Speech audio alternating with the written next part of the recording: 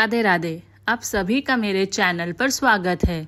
तो आज हम सुनेंगे नवरात्रि के पहले दिन की कथा, जो कि है माँ शैलपुत्री की कथा।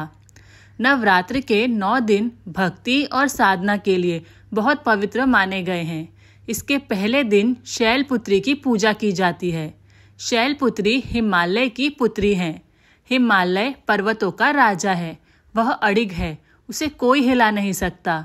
जब हम भक्ति का रास्ता चुनते हैं तो हमारे मन में भी भगवान के लिए इसी तरह का अडिग विश्वास होना चाहिए, तभी हम अपने लक्ष्य तक पहुंच सकते हैं।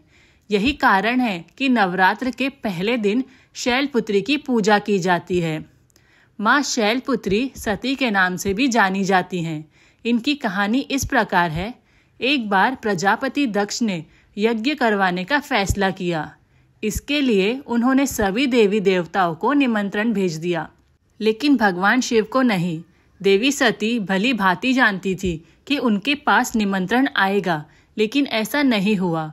वो उस यज्ञ में जाने के लिए बेचैन थी, लेकिन भगवान शिव ने मना कर दिया। उन्होंने कहा कि यज्ञ में जाने के लिए उनके पास कोई भी निमंत्रण नहीं आया है और इसीलिए वहां जाना उचित नहीं है। सती नहीं मानी और बार बार यज्ञ में जाने का आग्रह करती रही। सती के ना मानने की वजह से शिव को उनकी बात माननी पड़ी और अनुमति दे दी। सती जब अपने पिता प्रजापति दक्ष के यहाँ पहुंची तो देखा कि कोई भी उनसे आदर और प्रेम के साथ बातचीत नहीं कर रहा है। सारे लोग मुंह फेरे हुए हैं। सिर्फ उनकी माता ने स्नेह से उन्हें गले लगाया। उनकी बाकी बहनें उनका उपहास उड़ा रही थी और सती के पति भगवान शिव को भी तिरस्कार कर रही थी। स्वयं दक्ष ने भी अपमान करने का मौका ना छोड़ा। ऐसा व्यवहार देख सती दुखी हो गई। अपना और अपने पति का अपमान उनसे सहन नहीं हुआ और फिर अगले ही पल उन्होंने वो कदम उठाया जिसकी कल्पना स्वयं दक्ष ने भी नहीं की होगी।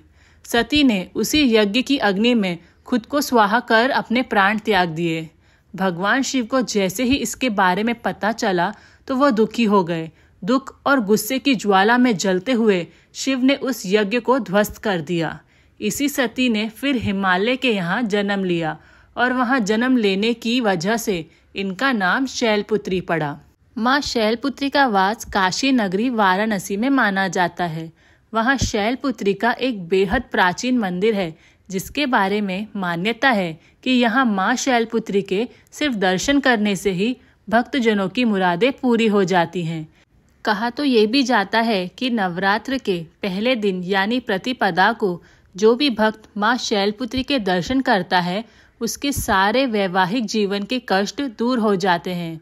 माँ शैलपुत्री का वाहन वृषभ है। इनके बाएं हाथ में कमल और दाएं हाथ में त्रिशूल रहता है।